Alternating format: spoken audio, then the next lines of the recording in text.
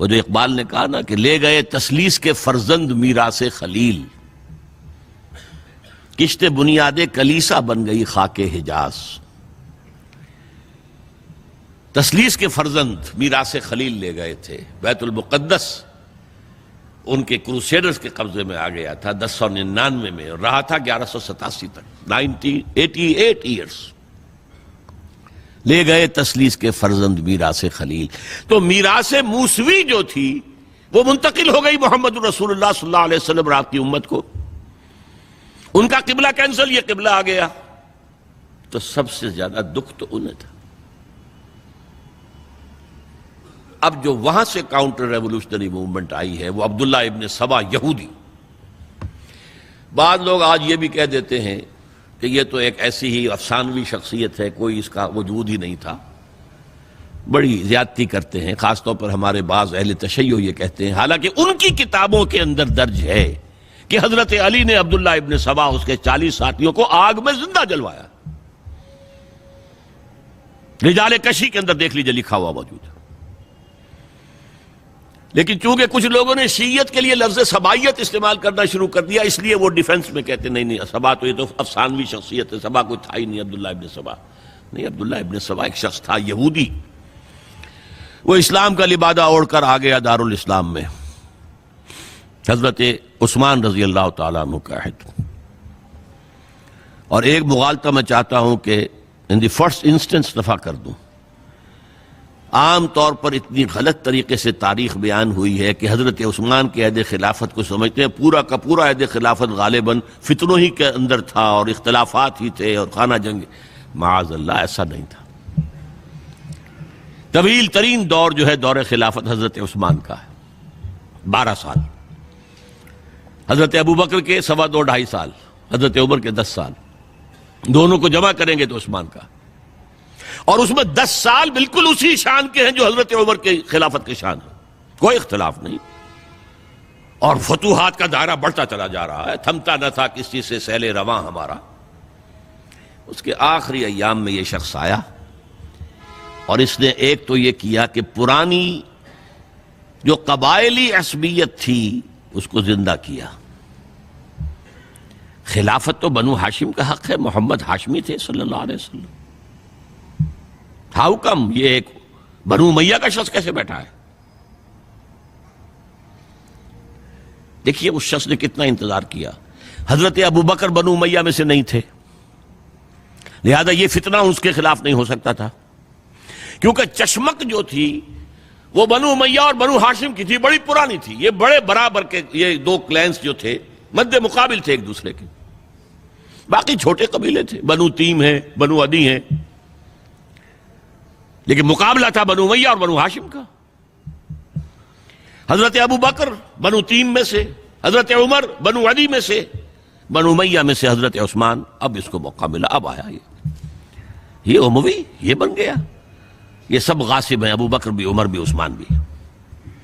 خلافت پہلے دن سے علی کی ہے اور اس کو ملنی چاہیے۔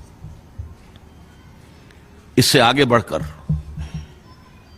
اور علی تو خدا ہے، انکارنیٹ، گاڈ انکارنیٹ، یہ اس کا عقیدہ جس نے پھیلایا۔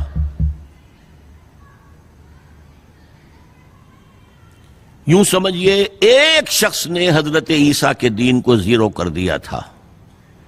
لوگ مانتے نہیں کہ ایک شخص اتنا کچھ کر سکتا ہے۔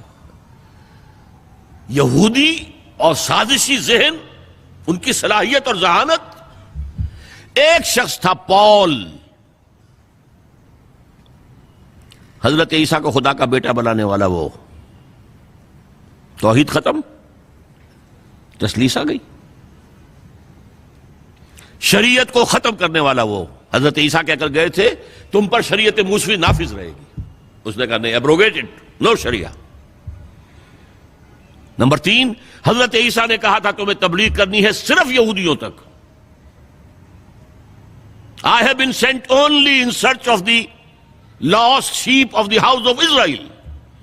میں صرف اسرائیل کے گھرانے کی کھوئی ہوئی بھیڑوں کی تلاش میں آیا ہوں، تمہیں باہر تبلیغ نہیں کرنی۔ اس نے تبلیغ کا دائرہ وسیع کیا۔ وہ دین مسیحیت ختم، وہ دین پالزم ہے جو چلا ہے اس کے بعد۔ سمجھ رہے ہیں اس بات کو؟ اور یہ ڈاکٹر مائیکل ہارٹ نے بالکل صحیح لکھا ہے کہ کرسچینٹی جب تک حضرت مسیح موجود تھے وہ سوائے ایک یہودیوں کے فرقے کے اس کی کوئی اور حیثیت نہیں تھی، لیکن پال نے اسے ایک انڈیپینڈنٹ دین بنایا۔ ایک شخص کی کارروائی ہے یہ ساری، اور آج پوری دنیا، پوری عیسائی دنیا اسی پر ہے، تسلیس پر بھی، اور شریعت ختم، اور دعوت جو ہے کرتے پھر رہے ہیں پوری دنیا کے اندر۔ اسی طرح اس نے کیا، قبائلی عصبیت کو چھیڑا اور حضرت علی کا مبالغہ کیا یہ خدا ہے، اوتار، گاڈ انکارنیٹ۔ تیسرا کام کیا کیا کہ حضرت عثمان رضی اللہ تعالی عنہ اور ان کے جو عاملین تھے، گورنر کوفے کا ہے، گورنر شام میں دمشق میں ہے، گورنر مصر میں ہے، ان کے خلاف پروپیگنڈا شروع کیا۔ یہ بیت المال میں خیانت کر رہے ہیں، یہ غبن کر رہے ہیں، یہ اپنے عزیزوں کو جو ہے پال رہے ہیں، ان کو دے رہے ہیں، وہ اقربا پروری کر رہے ہیں، اور یہ کر رہے ہیں، اور ٹیکنیک کیسی عجیب۔ کوفے میں کوفے کے گورنر کے خلاف بات نہیں کریں گے، دمشق اور مصر کے گورنر کے خلاف بات کریں گے۔ اب کہاں دنیا کے پاس ذرائع تھے کہ کوئی ویریفائی کرے بھئی یہ بات صحیح ہے کہ نہیں ہے، غلط ہے، نہ کوئی ذرائع رسل و رسائل ہیں۔ اور اگر آپ کوفے میں کھڑے ہو کر عثمان نے یہ کر دیا، عثمان نے یہ کر دیا، عثمان نے یہ کر دیا، یہ کر دیا، اب کون اس کو جو ہے اس کی تحقیق کر سکے گا؟ دمشق میں گئے ہیں تو دمشق کے گورنر کے خلاف کچھ نہیں، عثمان کے خلاف، اور کوفے کے گورنر کے خلاف، اور مصر کے گورنر کے خلاف۔ مصر میں گئے ہیں تو اس کے خلاف کچھ نہیں، دمشق اور کوفے کے گورنر کے خلاف اور عثمان کے خلاف، اور پھر ہر طرف سے بلوائیوں کو لا کر گھیراؤ کر لیا حضرت عثمان کے گھر کا۔ یہ تحریک ہے جو بہت زبردست کامیابی سے ہمکنار ہوئی، یہودی سازش۔ اب تمام صحابہ کہہ رہے ہیں حضرت عثمان سے کہ آپ ہمیں موقع دیں کہ ہم ان کا سر کچل دیں۔ آپ فرماتے ہیں نہیں، یہ مجھ پر الزام لگا رہے ہیں نا، میں وضاحت کرتا ہوں۔ اپنے گھر کی چھت کے اوپر کھڑے ہو کر آپ نے کہا دیکھو یہ میں نے نہیں کیا، یہ میں نے نہیں کیا، میرے یہ احسانات بھول گئے ہو۔ حضرت علی نے مسجد نبوی میں کھڑے ہو کر جتنے الزامات لگائے تھے ان سب کی طرف سے برات کا معاملہ کیا کہ جھوٹ کہہ رہے ہو تم، عثمان پر کوئی غلطی جو ہے، کوئی خیانت ثابت نہیں۔ لیکن جنگ کی اجازت حضرت عثمان نہیں دے رہے۔ یہ میرے خون کے پیاسے ہیں نا، جب تک قتل نہیں کر لیتے جرم کہاں ہے؟ جب قتل کر لیں گے تم قصاص دے لینا، لیکن میں کسی کلمہ گو کی جان نہیں لینا چاہتا، صرف اپنی جان کے تحفظ میں۔ یہ ہے عزیمت کا پہاڑ۔ لوگ کہتے ہیں کمزور تھے، جان بچانے کے لیے تو آدمی پتہ نہیں کیا کچھ کر بیٹھتا، اور طاقت ہو تو طاقت کو کیسے استعمال کرے گا۔ حضرت امیر معاویہ کی طرف سے پیغام پر پیغام آ رہے ہیں کہ آپ ہمیں اجازت دیں میں فوجیں بھیجوں اور ان کا قلع کما کر دیا جائے۔ حضرت عمرو بن العاص کا پیغام آ رہا ہے مصر سے، آپ ہمیں اجازت دیں۔ طلحہ، زبیر، علی اجازت مانگ رہے ہیں مدینے کے اندر، آپ اجازت دیں کہ ہم جنگ کریں ان سے۔ نہیں۔ آخر کار حضرت علی نے دونوں بیٹوں کو، حضرات حسنین، حضرت حسن، حضرت حسین، دروازے پر کھڑا کر دیا۔ پہرے دار حضرت عثمان کے، حضرت حسن، حضرت حسین کہ کوئی گھر میں داخل نہ ہونے پائے۔ پچھواڑے سے آئے ہیں اور شہید کیا ہے۔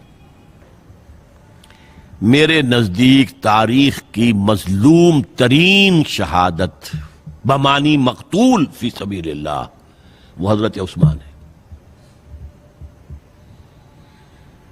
بلکہ میں جرات کر رہا ہوں ذرا، آپ کو معلوم ہے علامہ اقبال سے مجھے کتنا تعلق قلبی ہے۔ میں نے ان کے ایک شعر میں ترمیم کی ہے، میں سمجھتا ہوں انہوں نے صحیح نہیں کہا۔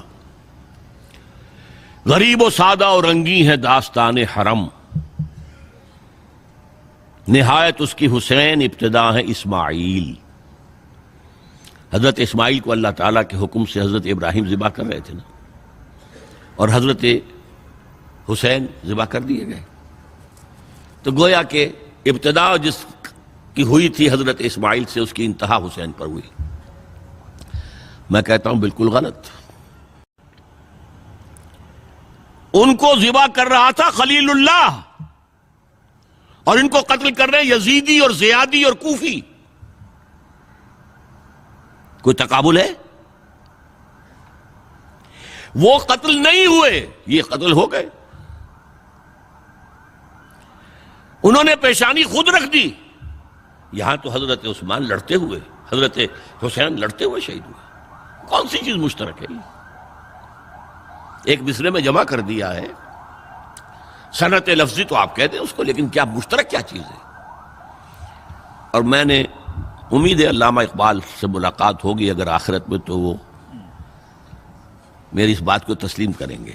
میں نے اس شعر کا دوسرا جو مصرع ہے بدلا ہے. نہایت اس کی ہے عثمان، ابتدا حابیل. حابیل جنہوں نے کہا تھا بھائی جان آپ مجھے قتل کرنے کے لیے ہاتھ اٹھائیں گے تو میں اپنا ہاتھ نہیں اٹھاؤں گا آپ کو قتل کرنے کے لیے. عثمان نے کہا کہ میں نہیں کسی کو قتل کروں گا، کسی کلمہ گو کو. جو مجھے قتل کر دیں گے پھر ان سے قصاص لے لیں. عثمان کے پاس لاکھوں کی فوجیں، اسٹینڈنگ آرمیز، پھر بھی انہوں نے اپنی جان دے دی. حضرت حسین بہرحال جتنے بھی افراد تھے بہادری سے، شجاعت سے لڑتے ہوئے شہید ہوئے، اس میں کوئی شک نہیں. لیکن لڑتے ہوئے شہید ہوئے نا، حابیل کی طرح. یہ تو نہیں کہا کہ تم مجھے کرتے ہو تو کر دو، میں تو تمہیں قتل نہیں کروں گا. نہیں.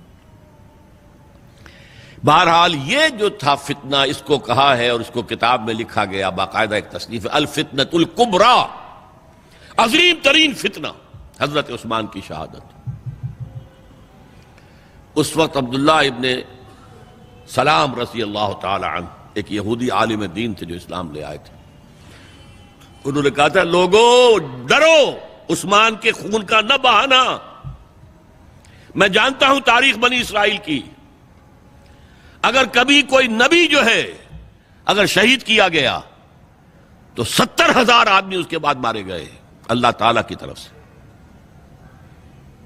اور نبی کا اگر کوئی خلیفہ قتل کیا گیا تو 35,000 آدمی مارا گیا ہے.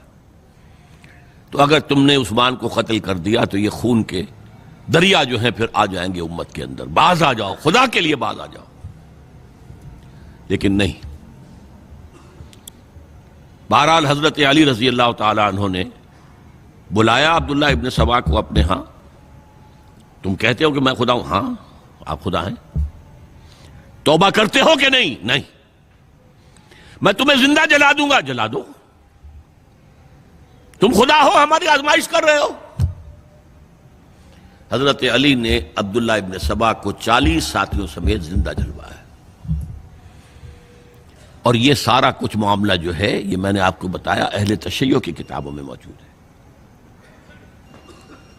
بہرحال یہ فتنۃ الکبریٰ ہے جس کا نتیجہ کیا نکلا ہے آپ اچھی طرح سمجھیے. وہ شہادت علی الناس کا جو سیلاب جا رہا تھا، جس کی شان کیا تھی، علامہ اقبال کے الفاظ میں تھمتا نہ تھا کسی سے سیل رواں ہمارا. یہ جو سیل تھا کوئی روکنے والا تھا؟ 2 سپر پاورز تھیں اس وقت، ایران، روم. ایران کے چیتڑے ٹوٹ گئے، روم کی 2 ٹانگیں ٹوٹ گئیں. اب کون روکنے والا تھا؟ یہ انٹرنل سیبوٹاج ہے.